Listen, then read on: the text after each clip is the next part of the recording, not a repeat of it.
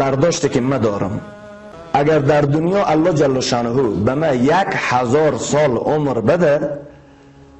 1000 سال عمر، تمام طیاره ها، تمام ریاست جمهوری ها، تمام خزانه ها، تمام معادن، تمام اسباب، تمام ابزار، تمام فرشته ها، تمام جنیات، تمام انسان ها، تمام چوکیات، تمام زن ها،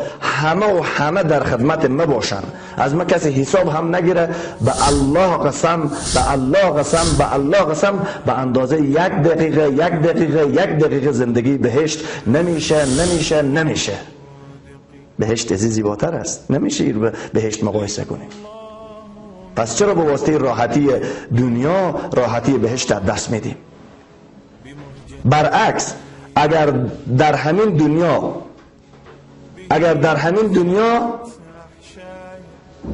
1000 سال عمر الله جل شانه برای ما بده، تمام دریاها همه تیل بشه، گاز بشه، مواد سوخت بشه،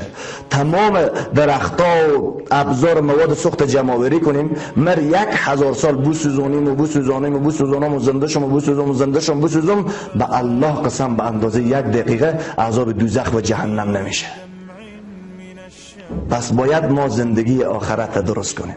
باید کلمه صحیح بخوانیم، نماز بخوانیم، روزه بگیریم، حج و عبادات کنیم، آبروی مسلمان نرزیم، مسلمان تافه و تمسخر و رشقان نکنیم، ایناد نکنیم، ضدگری نکنیم،